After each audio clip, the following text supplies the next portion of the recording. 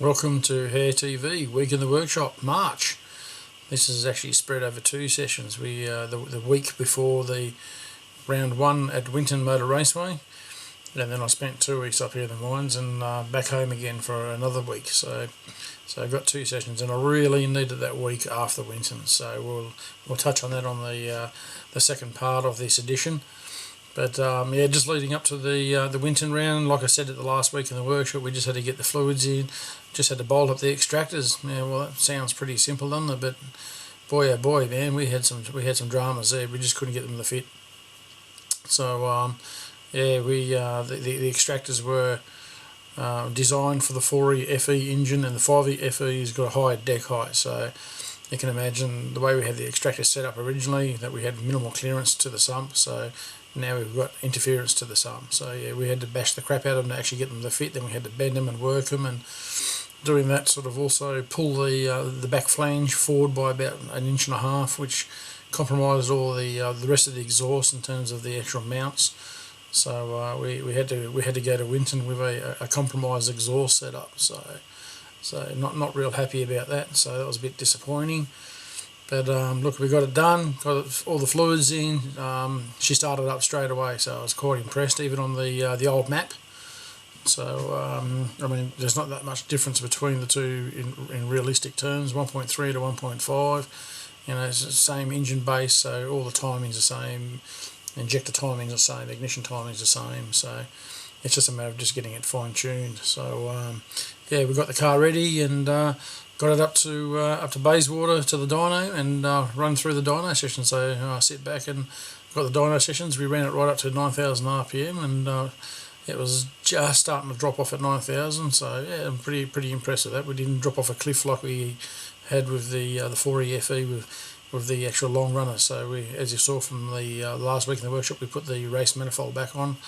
And with the increase in stroke, it's that manifold really did suit that. So even when you look at the OEM 5E FE manifold, it has a lot shorter runners than the 4E FE. So no, it's worked out very well.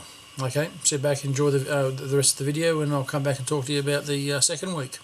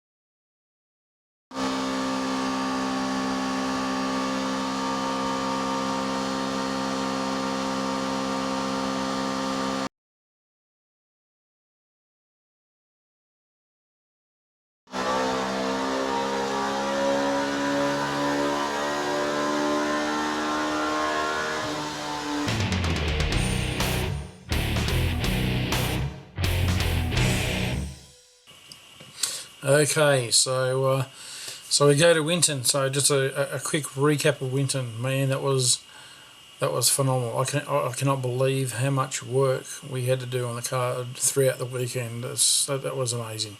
So qualifying. So we go out in qualifying. So just before we go into qualifying, I had a bit of an issue with the coil packs. So and they screwed directly into the aluminium. So yeah, it's not ideal. And there's a bit of force. There's a spring that's on the actual tubular section that goes onto the actual spark plug itself. So yeah, it's just when you clamp that all down, there's a bit of force there. So what I did was had a bit of an issue at the dyno session where one of the coil packs had actually popped off. Had a look at it, and it looked like it actually pulled the thread.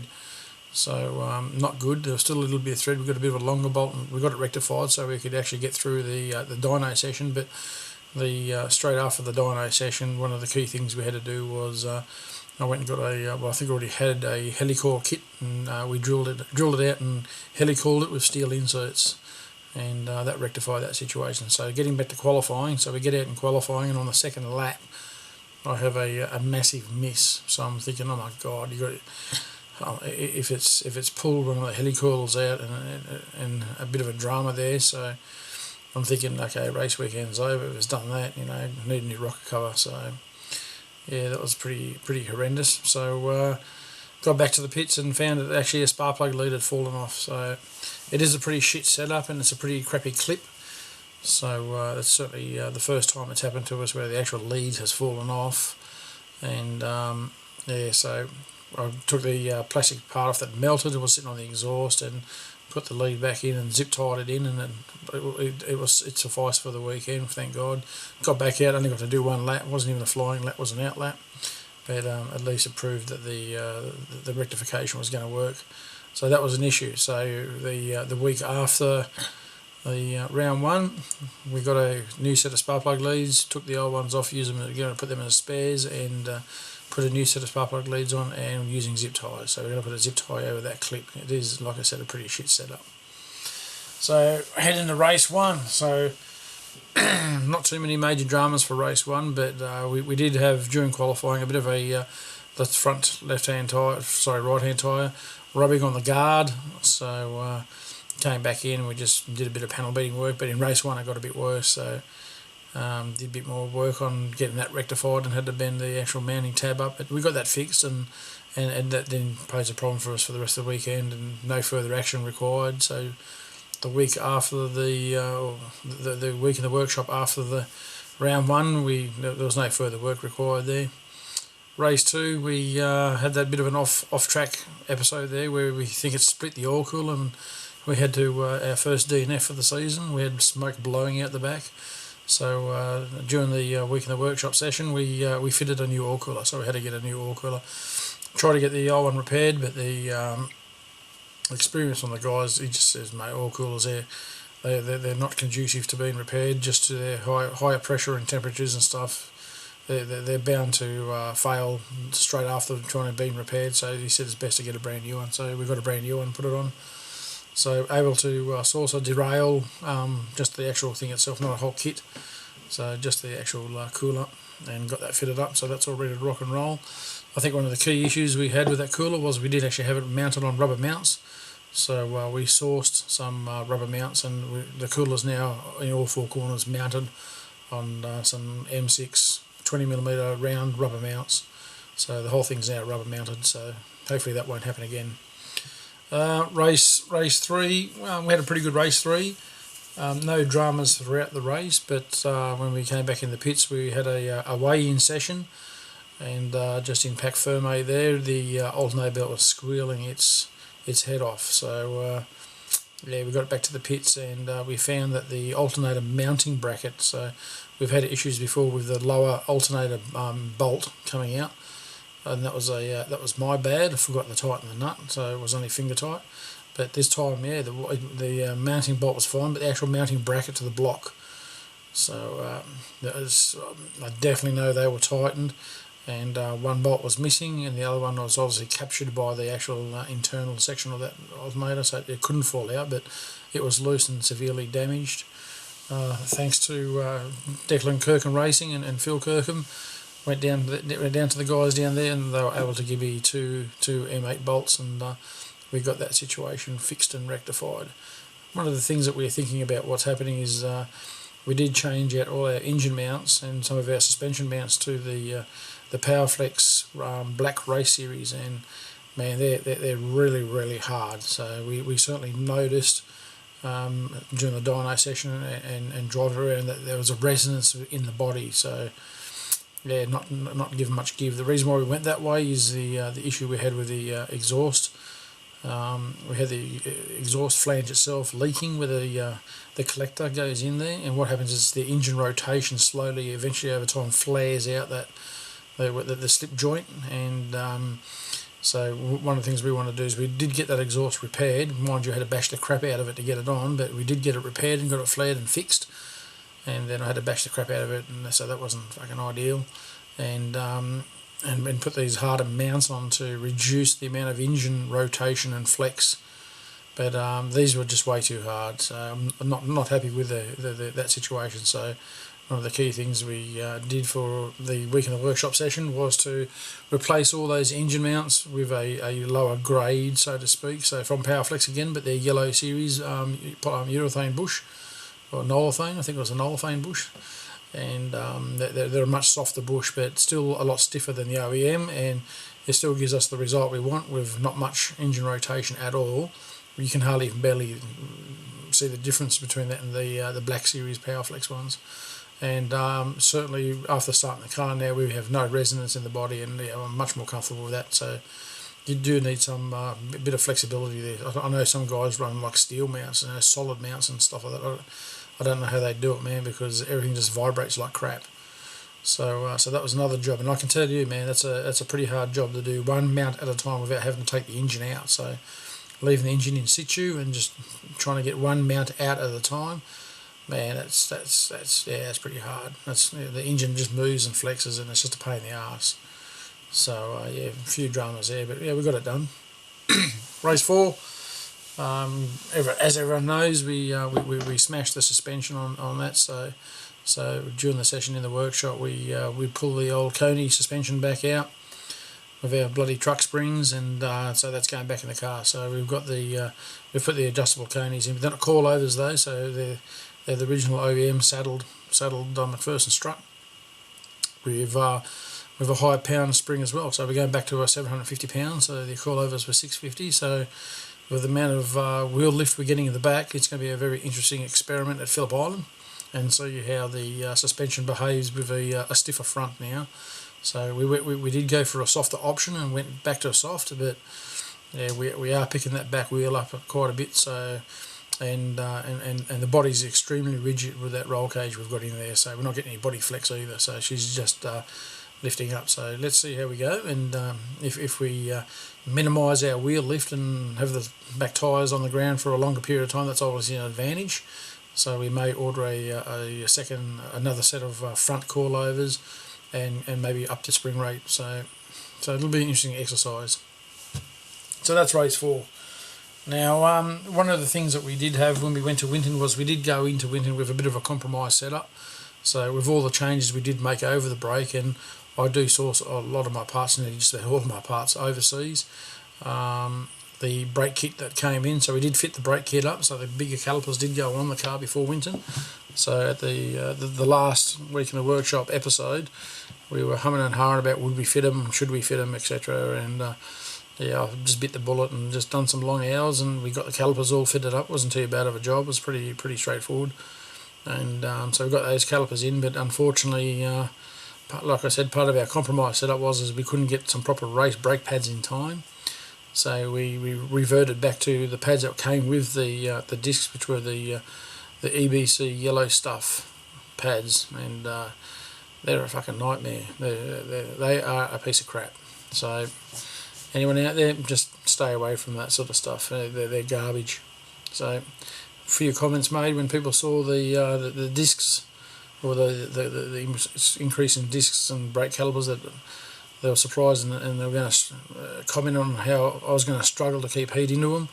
Well, I can tell you at Winton, we completely burnt out those pads, and after 2 laps I had no front brakes essentially. So So you'll see the videos and see that still had some pretty good dices with the that Falcon V8 and with the Mercedes, and but yeah, basically after 2 laps I had no brakes, so it was a bit unfortunate.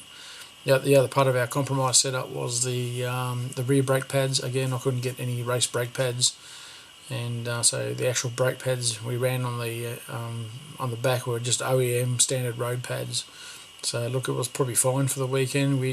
We did chew them. They did stand up to the test, but I mean it's a front wheel drive car, so the backs aren't really doing that much.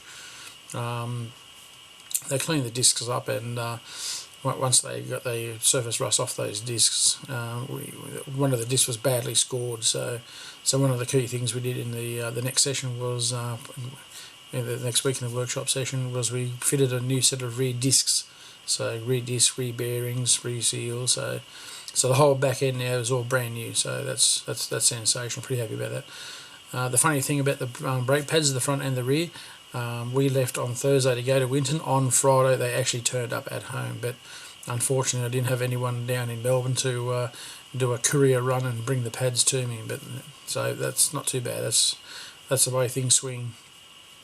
Another part of our compromise setup was the head gasket. So you saw the work we did do on the head, but we didn't get the proper MLS racing gasket in from the UK, so we had to end up, and ACL doesn't exist anymore, so I couldn't get a monotorque. I know they're a pretty good head gasket, but we just ended up getting a basic sort of gasket, and I think it's from Pro Gaskets or whatever it is from New Zealand, and yeah, so that was a bit of an issue for us. Probably not during the weekend, but I did notice towards the end of the weekend a bit of moisture under the oil filler cap. And confirmed that during the week at the workshop, where we confirmed that was a blown head gasket. So it lasted 1 meet, so that was pretty crap. But by this time we had the new MLS head gasket, and so we replaced that gasket. We did have a 1.4mm, but you'll see some photos there. Even though we had the pistons machined out, they were machined out for a 1.9 gasket, and the gasket that we put in was a 1.5. And you can see that the valves again are touching the piston, but a lot less impact than what we had last time. So the 1.9 MLS has gone back in. I did have a brand new one, but you can reuse MLS. So, but I put a brand new one in. So yeah, new head gasket. So man, a lot of work after Winton. We're talking front brakes, rear brakes, front suspension, head gasket, had to pull it all apart. So also the spark plug leads, so new spark plug leads also fitted. The alternator belt, we had an issue with the alternator belt, so during that last race you might notice there's a red light blinking on the dash. That's the alternator light.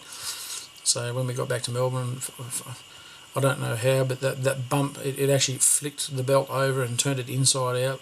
So the ribs were now on the outside, and it just destroyed the belt. So we had to get a new belt. So we got a new belt on there. And of course we had a new set of extractors made up as well. So we've got the new extractors now fitted. So mate, it's a phenomenal amount of work. So new bushes, new exhaust, a lot of work. So and we are definitely doing the practice day at Phillip Island. So we didn't do the practice day at Winton because we thought we'd run out of time, and but we're definitely doing the practice day at Phillip Island to hopefully we've got a much more reliable package going into this one now. So yeah, there's no compromises at all now. So I'm pretty comfortable with the setup of the car. So yeah, we're getting there. It takes time and takes money. So yeah, sit back and just enjoy this this last section of the week in the workshop, and I'll hope to see you out at the Phillip Island on the 18th and 19th of April. If you're keen, come down for the practice day Friday. I'll be there on the 17th, and yeah, we'll see what this Starlet can do now with some brakes under itself, and yeah, not being compromised. So looking forward to it. I'll see you there.